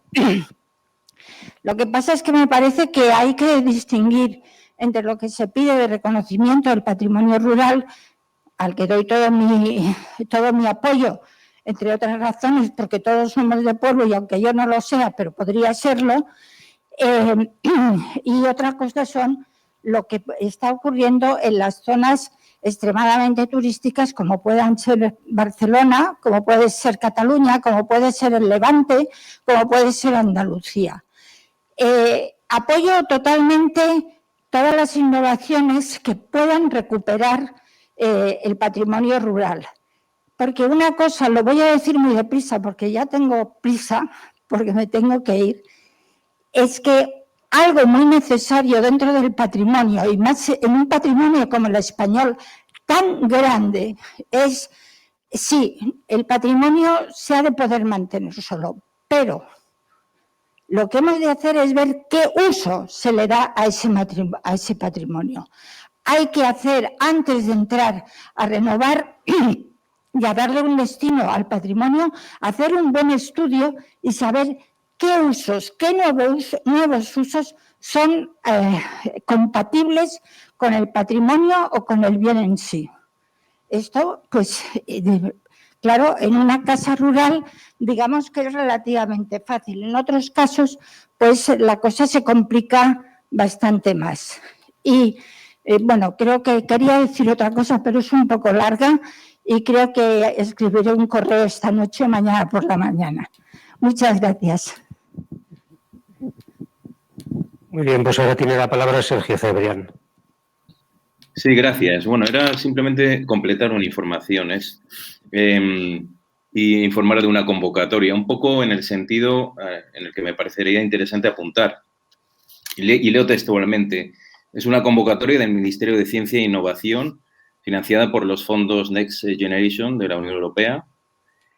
Leo textualmente, es una orden por la que se aprueba la convocatoria para el año 2021 del procedimiento de concesión de ayudas a proyectos de I+D+I, en líneas estratégicas, en colaboración público-privada, del programa estatal de I+D+I orientada a los retos de la sociedad en el marco del Plan Estatal de Investigación Científica y Técnica y de Innovación 2017-2020. Es decir, los fondos europeos mencionados. Bueno, pues dos de las líneas prioritarias de acción de esta convocatoria, en su punto 9 es el patrimonio cultural y en el punto 19, estrategias para abordar la despoblación y las desigualdades socioespaciales. Es decir, España vaciada, redinamización de zonas rurales, etcétera, etcétera. Dos cosas que creo que van de la mano. Simplemente era mencionar esto. La convocatoria, pues, la puedo distribuir o a quien le pueda interesar. Bueno, mañana. Sí, ¿puedes colgarla así, por favor? Sí, claro, claro. Sí, sí. Vale, gracias. Muy bien, tiene la palabra ahora Fernando Aguilar de Apudepa.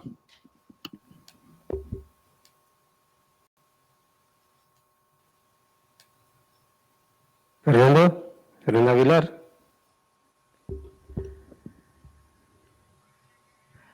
Javier. Fernando Aguilar, no. Sí. Pues Javier, vamos a ver, con respecto... Sí. ¿Dónde lo tuvimos, ¿Ahora me oís? Ahora sí. Vale, pues venga. Disculpad, que he tenido últimamente problemas con el micrófono. Entonces ya me imagino que podría pasar algo así.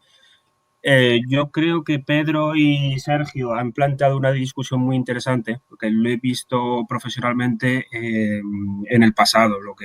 La discusión del patrimonio es la misma que hemos vivido en energías renovables, y creo que Sergio tiene mucha razón, sobre todo porque cuando se ha planteado una cosa recurrente en muchas de las ponencias, a veces hablaba de la dificultad de llegar al gran público, la dificultad de llegar a la prensa, de que muchas veces se asociaba a determinados patrimonios como lo pobre, lo viejo, quizás el retraso, quizás algo asociado al retraso frente al progreso. Es muy difícil cambiar eso si se considera que va a ser un coste, que son cosas viejas a arreglar, a restaurar, que es un coste que no va a tener un beneficio.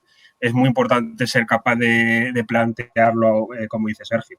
Los fondos europeos que menciona, por ejemplo, ahora mismo con los planes de resiliencia sí que se va a mover bastante los próximos meses, o al menos a la expectación, pero un requisito mínimo de todo eso va a ser una mínima autosostenibilidad de la inversión. Es decir, no se puede plantear a la gente que va a ser un coste. Va a tener una rentabilidad mayor o pequeña, y de hecho yo lo que he visto profesionalmente en mi sector es que ahora mismo hay mucho apetito para cosas de poca rentabilidad. Hay mucha gente que le planteas que ahora no te da nada el banco, ¿qué vas a hacer? Lo vas a meter en un fondo que va a invertir en Asia, en Latinoamérica, en un sitio alejado. A esa misma gente, una de las cosas que estoy planteándoles yo en otro aspecto, pero que se podría extrapolar a patrimonio muy bien, es cuánto estarías dispuesto a hacer esa misma inversión en tu pueblo. Se ha hablado del camino que iba a la ermita, al cementerio del pueblo. ¿Estarías dispuesto, en vez de ganar un 6% o una cifra un poco más elevada, a una rentabilidad baja, pero a ver físicamente, a ver cómo repercute en tu comunidad? Yo lo que me he encontrado es que hay respuestas positivas. Hay obviamente siempre el riesgo de lo que mencionan, de la especulación, de que hay gente que entra, pero hay mucha gente que mientras no le cueste dinero está dispuesto a participar, está dispuesto a sumarse. Pero claro, lo primero es saltar esa barrera de que hay mucha gente, a veces en los dos lados, que se espera que va a ser un coste, que no puede ser rentable, que por ser patrimonio automáticamente no puede tener un valor.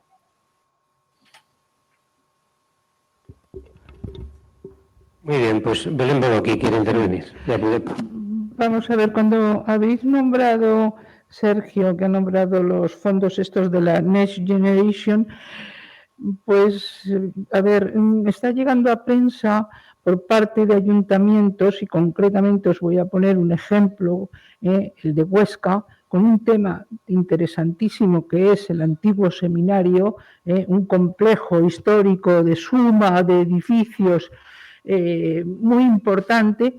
Bueno, pues ahí tenemos al Ayuntamiento, a la Diputación Provincial, incluso a la Universidad de Zaragoza y al Instituto de Estudios Alto Aragoneses, que están proponiendo derribar buena parte de ese edificio en contra de un informe de un arqueólogo y en contra de los expertos culturales, pero de verdad lo digo, y además pluridisciplinares y con amplio conocimiento de lo que estoy diciendo, con informes, con solicitudes de protección que se han logrado, aunque, por ejemplo, no se ha hecho el entorno porque era viciado, porque luego habría que derribar aquello que ya estaba previsto.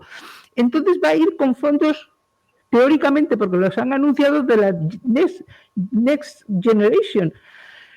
Claro, es que estamos en lo mismo, quiero decir que estamos manejando una administración, o mejor dicho, que se maneja una administración con esos criterios de aquí a sigo haciendo lo que yo quiero en contra de los criterios científicos. ¿Qué vamos a acabar? ¿En un pleito si ya lo quieren tirar? O sea, que es un problema de base, No digo que con todo se haga igual, porque evidentemente no se hará, pero si arrascamos un poco, en Zaragoza habrá que empezar a preguntar a los partidos políticos de la oposición que por dónde van los fondos de la Next Generation, porque vamos a pensar que en buena parte no van a ir bien enfocados, porque es el sistema que han utilizado siempre. O sea que, ojo con todos estos temas, porque es que al final es lo mismo, es más de lo mismo. Ricardo Vergara tiene la palabra. A ver. Eso es volumen. Sí, gracias. A ver, yo creo, Belén, también tenemos, yo sé que tú dices que es más de lo mismo, pero tenemos que ser positivos y proactivos. A ver, yo ejerzo como cualquier arquitecto de los 15.000 que hay en Cataluña y que se dedica hace más de 30 años a rehabilitar edificios. Yo traspolo eso a la sociedad civil. O sea, a mí me llega gente con un edificio de 1790 que lo tiene destrozado, que su fachada no la toca casi de origen, la posterior, la principal la toca 2 veces en 250 años y no tienen tampoco dinero. Y entonces, ¿pero qué hay? Aquí hay una ley que creo que está en todo el conjunto de España, que es la revisión de los edificios. Entonces, por suerte, las comunidades de vecinos son revisadas siempre que tengan 45 años en adelante.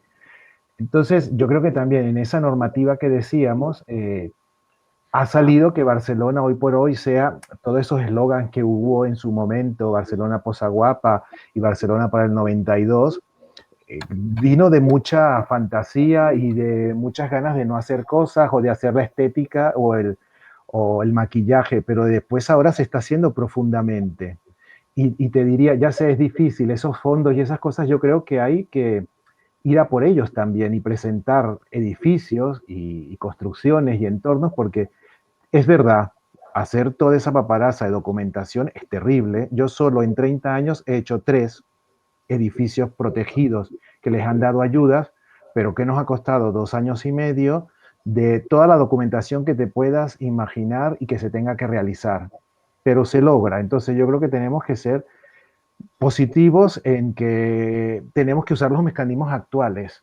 Y bueno, lo que tú siempre has dicho, que yo digo, que tenemos que ir a esa alta administración, a ver, y lo de la prensa, yo lo decía, yo sé que están viciados, pero igual es que nos toca, fíjate que Maricruz ya lo propuso en su momento en Málaga, yo creo que nos tocaría igual entre toda esta asociación publicar en los periódicos de tirada nacional que hubo un encuentro, el 16º encuentro de patrimonio en Zaragoza, y pagar entre todos esa pequeña nota, no esperando que nos dé La Vanguardia gratis o el periódico o El País, no sé, o sea, en la medida, porque alguien también habló de viralizar las cosas, es lo que está ahora en boga, o sea, sales 15 veces o 30 veces hablando de lo mismo, entonces igual nos va a tocar hablar de lo mismo constantemente por mucho tiempo para que se den cuenta. Y ya por último, yo gracias a Dios he podido demostrarme a mí mismo y a mis clientes que cuando tenemos un edificio que estaba destrozado, empezamos por la cubierta y vamos saneando, terminamos teniendo un edificio óptimo después de 9 o 11 años. Entonces, no es fácil, no es barato, hay que tener mucha paciencia y lograr un equipo. Entonces, yo creo que el equipo ya lo tenemos, que somos todos nosotros. La paciencia también por los 25 años. Entonces, ahora tenemos que seguirnos moviendo, buscando herramientas nuevas y gente también joven, gracias, que nos ayude el relevo. Muy bien, tiene la palabra ahora Sergio Cebrián.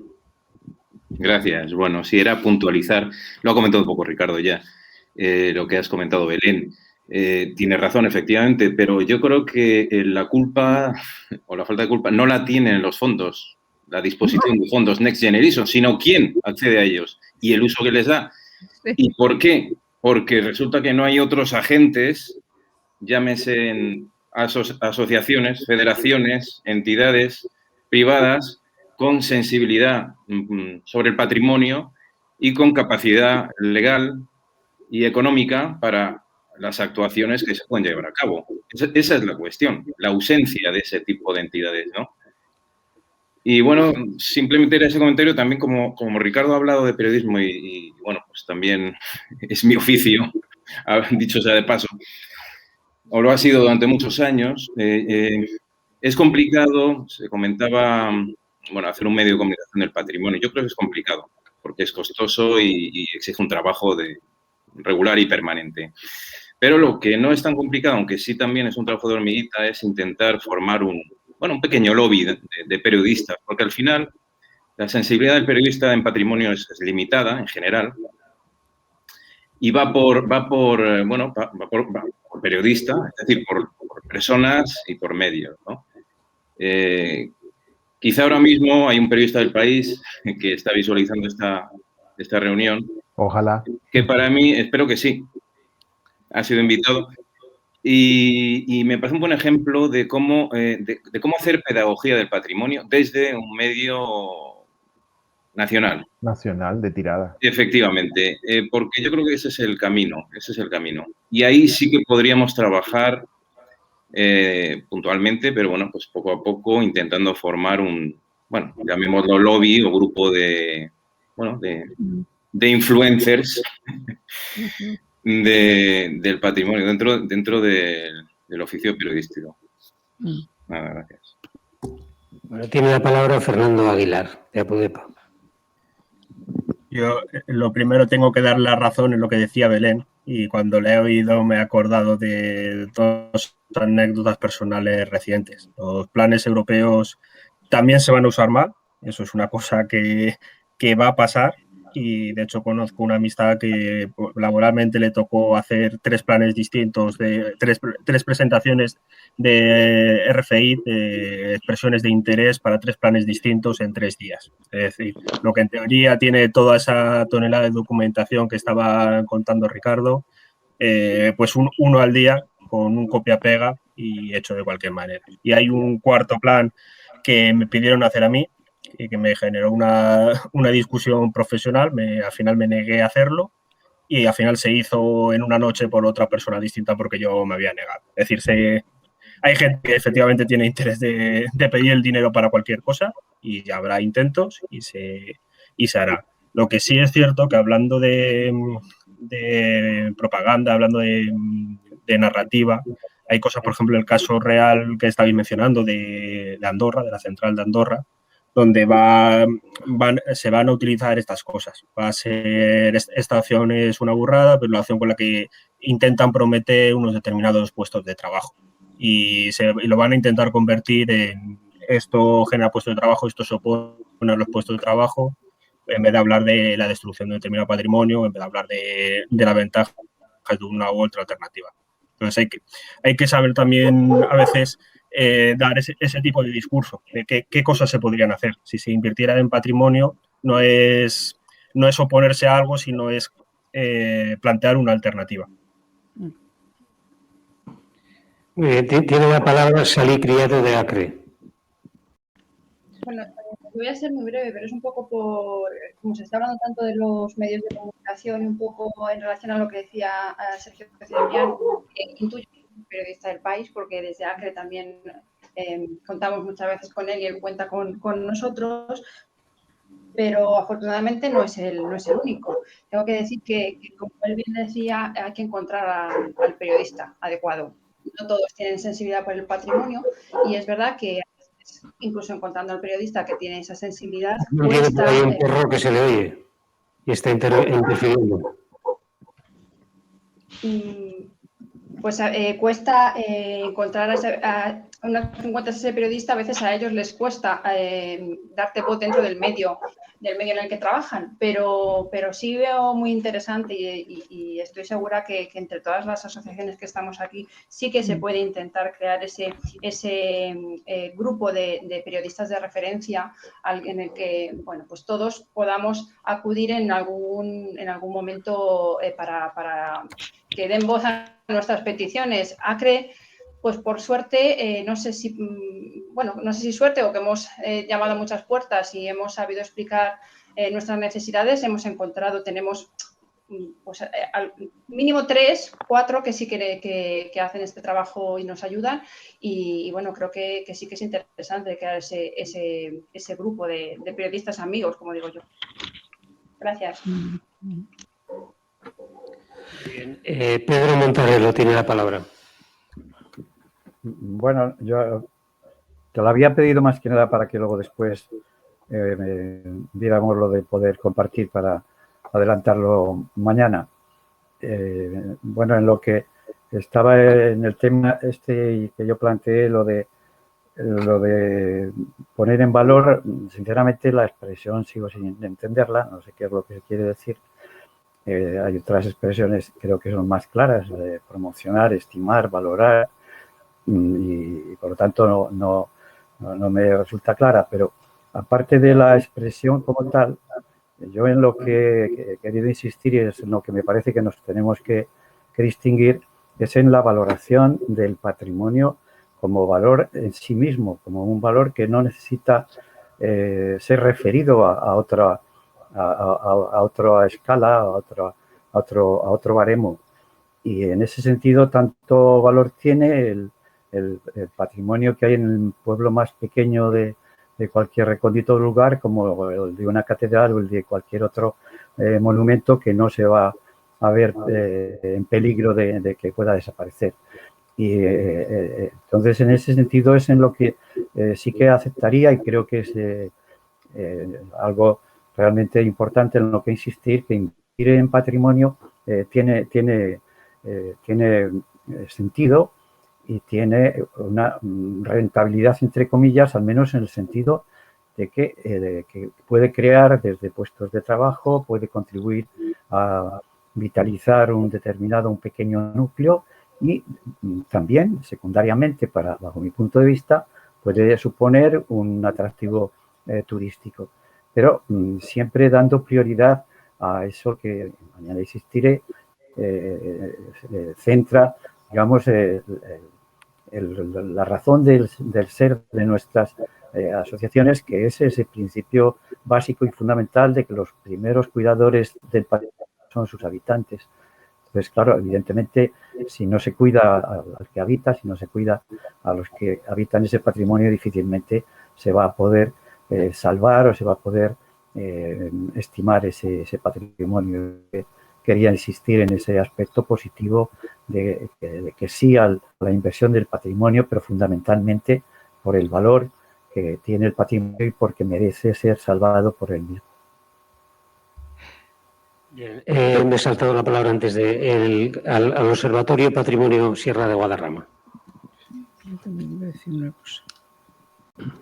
Yo simplemente, por una parte, yo entiendo que a todos nos preocupe sobremanera el distorsionar y mercantilizar el concepto patrimonio, pero sí que también entiendo que el patrimonio entendido como un recurso puramente histórico, museístico, está condenado de antemano.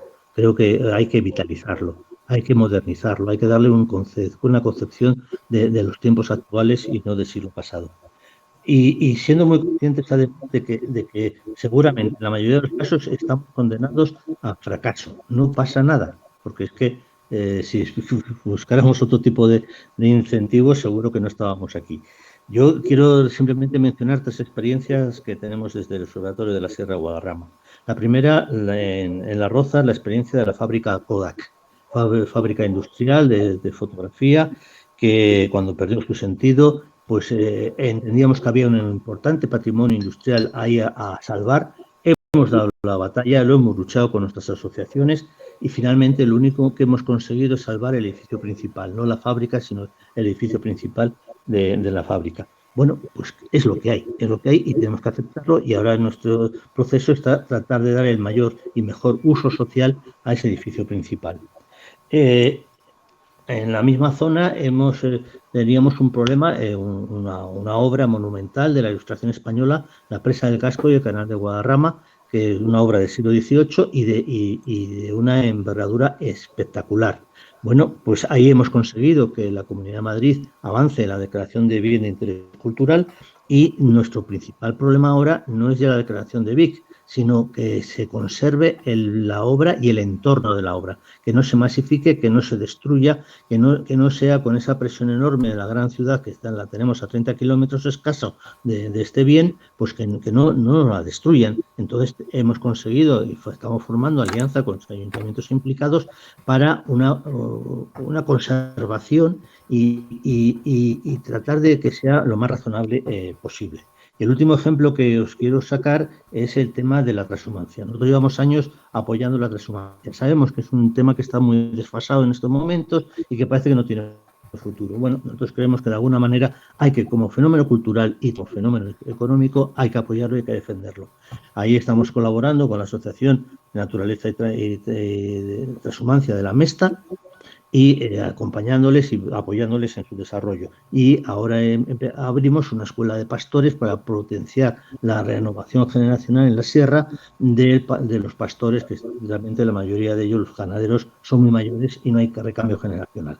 Entonces, son ejemplos simplemente de que lo que hay que hacer es estar en el territorio pegado a la gente y tratar de ponernos al servicio de la gente. Yo creo que al final la calidad de vida de nuestros vecinos es lo que debe primar, y yo creo que la ciudadanía se merece que se la defienda, aunque sepamos de antemano que va a haber muchos intereses espurios, muchos intereses económicos que se van a cruzar y que van a intentar impedirnos el trabajo, pero creo que eso forma parte de las reglas del juego. Nada más. Bueno, pues quedan 4 minutos para que se termine la sesión y le doy la palabra a la mesa para cerrar ya la sesión. Bueno, pues yo creo que podemos estar contentos con el desarrollo porque hemos intercambiado, ¿verdad?, tantas ideas y tantas experiencias, con lo cual todos nos hemos enriquecido, nos llevamos cuestiones para replantearnos y mañana pues seguiremos con estos intensos debates. Creo que el objetivo de hoy se ha cumplido plenamente y Maricruz nos quiere también decir algo.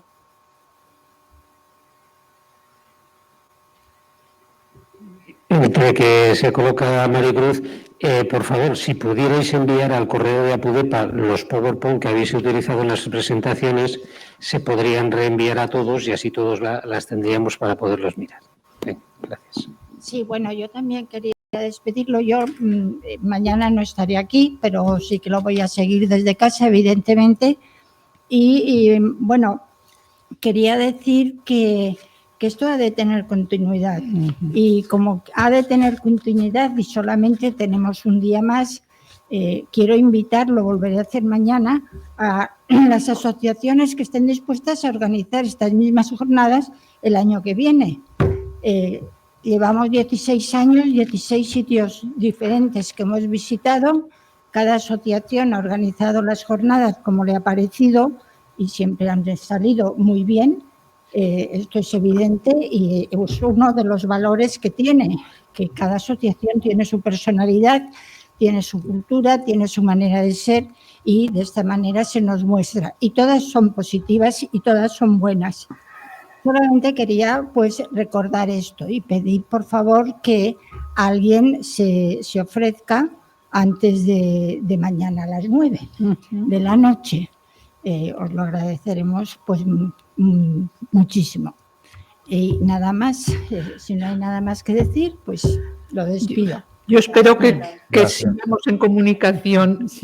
El año que viene lo celebremos en otro sitio, pero que sigamos abriendo esos cauces. Una de las cosas que hemos de conseguir, que también es otro de los fracasos que llevo en mi vida, es conseguir que a lo largo del año las asociaciones continuemos estando en comunicación. De alguna manera se acaban las jornadas, cada uno regresamos a nuestra casa y, como yo digo siempre, hemos de poner la lavadora. Entonces todo se estropea.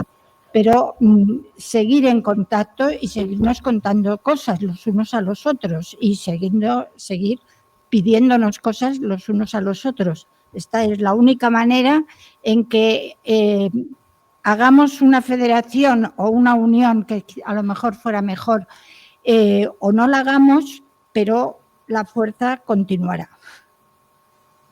Gracias. Hasta mañana. Hasta mañana. Hasta mañana. Cerramos ya. Vale.